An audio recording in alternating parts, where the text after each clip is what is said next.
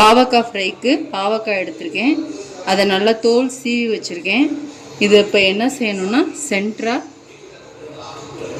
ஒரு கீரல் போட்டுக்கணும். இந்த மாதிரி ஸ்டஃபிங் வைக்கிறதுக்காக இந்த கீரல் போடணும்.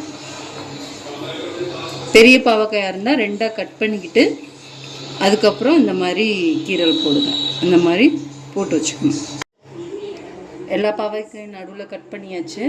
இப்போ லைட்டாக உப்பு போட்டு பிணைஞ்சி வச்சுக்கலாம்.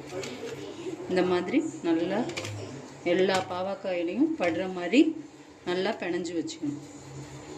அப்போ தான் இந்த டேஸ்ட்டு இறங்கும் பாவக்காயில், இல்லைன்னா இந்த டேஸ்ட்டு இறங்காது.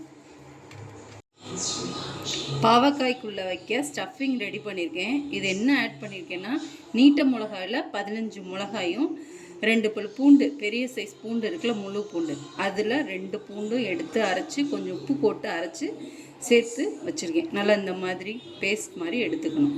இப்போ இதை என்ன செய்ய போகிறோன்னா, இந்த பாவக்காய்க்குள்ளே ஸ்டஃப் பண்ணணும். ஒவ்வொரு பாவக்காய்க்குள்ளேயும் விரிச்சுக்கிட்டு இந்த மாதிரி ஸ்டஃப் பண்ணிவிட்டு இப்படி மேலே லைட்டாக இப்படி தடவிக்கணும். இந்த கோட்டிங் மாதிரி கொடுத்துக்கணும்.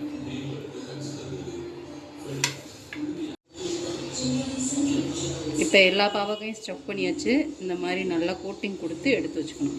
இப்போ எல்லா பாவக்காயும் ஸ்டஃப் பண்ணியாச்சு. மீதி இந்த மாதிரி பேஸ்ட்டு தீர்ந்துச்சுன்னா இதில் லைட்டாக வெல்லமும் புளியும் சேர்த்து அரைச்சி வச்சுக்கிட்டிங்கன்னா கார சட்னியாக தோசைக்கு தொட்டுக்கலாம், இட்லி தோசைக்கு தொட்டுக்கலாம். பாவக்காய் ஸ்டஃப் பண்ணியாச்சு. எண்ணெயில் பொரித்து எடுத்துடலாம். எண்ணெய் காஞ்சிருச்சு.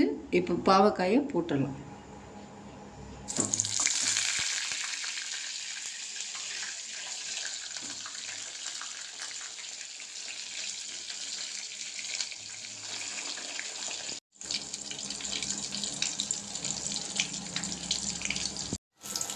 பொரிஞ்சிருச்சு. இப்போ பாவக்காயை எடுத்துடலாம். நம்மளோட பாவக்காய் ஃப்ரை ரெடி. பாவக்காய் ஃப்ரை ரெடி. லைக் பண்ணுங்கள், சப்ஸ்கிரைப் பண்ணுங்கள்.